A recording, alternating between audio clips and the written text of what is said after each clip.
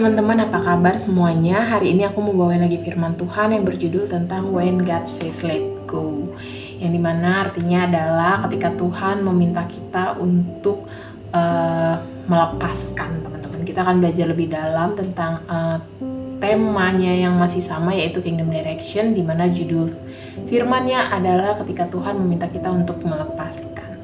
Sebelum kita belajar lebih dalam lagi, aku mau ajak teman-teman untuk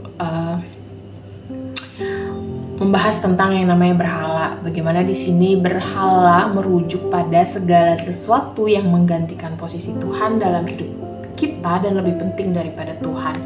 Apapun yang ada di dalam diri kita, siapapun yang ada di area lingkungan kehidupan kita, kalau itu sudah melebihi Tuhan, sudah melebihi posisinya Tuhan di dalam kehidupan kita, itu disebut berhala. Bahkan kehidupan rohani kita, seperti berkat Tuhan misalnya, kita fokus kepada berkat Tuhan, berkat Tuhan itu bisa juga menjadi berhala di dalam kehidupan kita dan juga kehidupan rohani lainnya, teman-teman. Nah, teman-teman, aku mau ajak teman-teman untuk kita ingat lagi berhala-berhala apa saja yang ada di dalam diri kita. Yang pertama adalah kuasa, yaitu pencapaian. Bagaimana ketika kita menjalani kehidupan ini harus ada yang namanya pencapaian, dan kita nggak bisa hidup tanpa pencapaian yang kita mau atau pencapaian yang kita harapkan. Lalu yang kedua adalah penerimaan.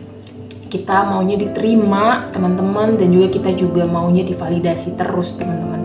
Lalu yang ketiga adanya kenyamanan, yaitu kita selalu berada di zona nyaman, kita nggak mau keluar dari zona nyaman itu, sehingga akhirnya kita nggak bertumbuh di situ. Itu bisa menjadi berhala di dalam kehidupan kita. Dan yang terakhir adalah kontrol, di mana di sini apapun yang terjadi itu semua harus terjadi sesuai dengan apa yang kita mau, sesuai dengan apa yang kita harapkan. Nah, keempat ini teman-teman nanti bisa cari tahu sendiri berhala teman-teman, berhala aku sendiri itu ada di mana, teman-teman. Aku mau ajak teman-teman untuk melihat kisah dari seorang Abraham, teman-teman, yaitu Bapa segala bangsa. Bagaimana proses kehidupannya yang Tuhan proses di dalam dirinya untuk bisa tidak terpaku atau tidak fokus kepada pemberian Tuhan, teman-teman. Ini ada di Kejadian 22 ayat 1-19. Nah, nanti teman-teman bisa baca kembali, renungkan kembali firman Tuhan ini di Alkitabnya teman-teman masing-masing. Bagaimana teman-teman di Kejadian 22 ayat 1-19 kita bisa lihat bahwa yang pertama, Tuhan menepati janjinya kepada Abraham bahwa Abraham akan memiliki keturunan. Lalu Tuhan meminta kembali nih apa yang sudah Tuhan janjikan. Lalu respon Abraham adalah melepaskan yang dijanjikan, dan setelah itu Tuhan menggantikannya dengan domba. Kita akan fokus kepada respon Abraham ketika Tuhan meminta kembali apa yang Tuhan berikan. Yang pertama, Abraham taat. Yang kedua, Abraham tidak protes. Abraham tahu Allah sanggup membangkitkan orang mati. Jadi kalaupun Ishak mati, Abraham percaya bahwa janji Tuhan kepada Abraham, di mana Abraham akan diberikan keturunan, dan keturunan itu adalah Ishak. Dia percaya bahwa Ishak akan dibangkitkan. Dan yang terakhir adalah Abraham tidak terikat kepada Ishak, yang dimana itu bisa menjadi berhalanya Abraham. Di sini respon Abraham sangat baik, respon Abraham sangat bagus ketika Tuhan mulai menguji iman dari seorang Abraham ini, teman-teman. Nah, kita juga mau lihat, teman-teman, bagaimana Kristus adalah seorang teladan, adalah suatu pribadi yang dimana dia adalah teladan utama di dalam kehidupan kita, teman-teman. yang dimana Yesus mengosongkan diri sebagai manusia datang ke dunia ini, tetapi Yesus tidak meninggalkan ketuhanannya, melainkan dia menambahkan kemanusiaannya sehingga dapat merendahkan diri. Yaitu di sini kita bisa lihat bahwa Yesus 100% Tuhan dan Yesus juga 100% manusia. Dan di Filipi 2 ayat 6-8, yang walaupun dalam rupa Allah tidak menganggap kesetaraan dengan Allah itu sebagai milik yang harus dipertahankan, melainkan telah mengosongkan dirinya sendiri, mengambil rupa seorang hamba menjadi sama dengan manusia. Dalam keadaan sebagai manusia, ia telah merendahkan dirinya dan taat sampai mati, bahkan sampai mati di kayu salib. Kita bisa lihat teladannya Kristus pada saat Yesus datang ke dunia ini. Dia mengosongkan dirinya, dia mengambil rupa seorang hamba, lalu menjadi sama seperti kita, teman-teman. Dan juga di sini dia merendahkan dirinya dan taat sampai mati, bahkan sampai mati di kayu salib, teman-teman. Nah, lalu teman-teman, bagaimana ketika Tuhan melepaskan, Tuhan memberikan dirinya kepada kita sebagai ganti apa yang kita mau, atau ganti apa yang kita harapkan atau yang kita inginkan. Di sini kita bisa lihat bahwa Kingdom direction bukan hanya tentang kemana Tuhan membawa kita, tetapi juga tentang apa yang kita tinggalkan. Lalu Tuhan tidak akan pernah meminta kita melepaskan sesuatu tanpa memberikan dirinya sebagai gantinya. Jadi ketika Tuhan meminta kita melepaskan segala berhala-berhala kita, itu berarti tandanya Tuhan punya gantinya, dan gantinya itu apa? Yaitu dirinya sendiri. Jadi teman-teman, kita harus lihat bagaimana Kristus sebagai seorang teladan di dalam kehidupan kita, bagaimana dia datang ke dunia ini, memberikan dirinya kepada kita, mengosongkan dirinya, lalu dia hidup seperti kita sebagai seorang manusia di dunia ini, tetapi dia juga tidak melepaskan ketuhanannya atau tidak melepaskan keilahiannya. Dia hanya menambahkan kemanusiaannya sehingga dia dapat merasakan apa yang kita rasakan, bagaimana perjuangan kita melawan segala berhala yang ada di dalam diri kita.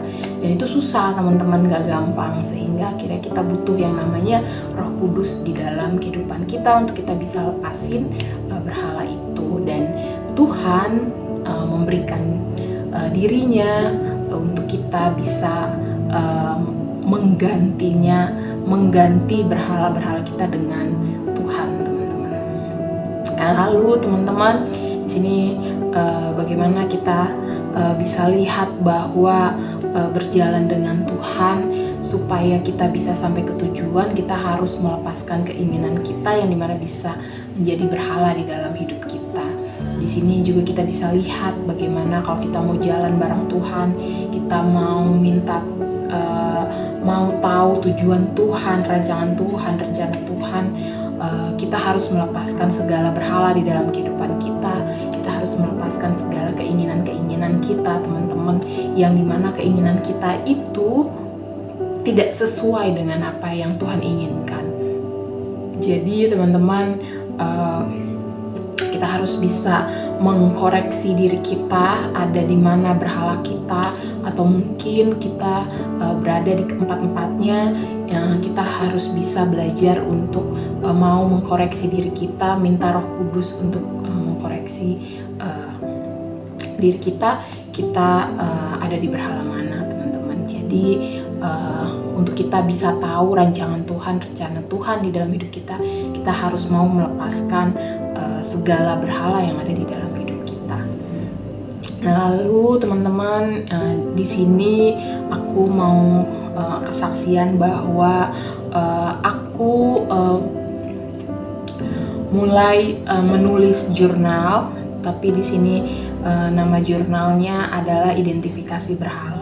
Aku melakukan ini supaya aku tahu, supaya aku setiap hari bisa mengkoreksi diri aku untuk aku bisa tahu aku berada di berhala yang mana. Kadang seperti nomor 1 ini aku berada di keempat-empatnya, dan ini aku masih belajar teman-teman, masih memproses segala identifikasi berhala aku sendiri. Tentunya ini dengan tuntunan Tuhan, tuntunan Roh Kudus, karena aku butuh untuk mengidentifikasinya supaya aku bisa tahu area mana atau berhala-berhala mana yang harus aku buang, teman-teman. Semuanya sih teman-teman, tapi semua berhala ini harus aku buang. Tapi di sini aku harus tahu, karena kita manusia yang gampang jatuh ke dalam dosa setiap hari, sehingga aku butuh tahu di mana hari ini aku jatuh, di mana hari ini ada berhala, apakah ada 1 berhala, 2 berhala, bahkan keempat-empat berhalanya ada di dalam diri aku atau enggak. Jadi aku mengidentifikasi berhala aku, dan ini jurnal ini sangat berpengaruh di dalam hidup aku. Ternyata berhala aku masih banyak, teman-teman. Nah, ini aku ambil 2 dari identifikasi berhala aku sebagai contohnya, teman-teman. Nah, teman-teman, ini ada points to pondernya. Yang pertama, apa hal yang paling kita genggam hari ini? Apakah itu karir, hubungan, pengakuan, atau kontrol? Lalu beranikah kita taat ketika Tuhan meminta sesuatu yang rasanya sangat menyakitkan untuk dilepaskan? Lalu apakah kita percaya bahwa Tuhan menyediakan sesuatu yang lebih baik di balik ketaatan kita? Ini nanti kita akan bahas di breakout room, teman-teman. Mungkin nanti teman-teman di breakout room ada yang mau kesaksian tentang berhala, teman-teman.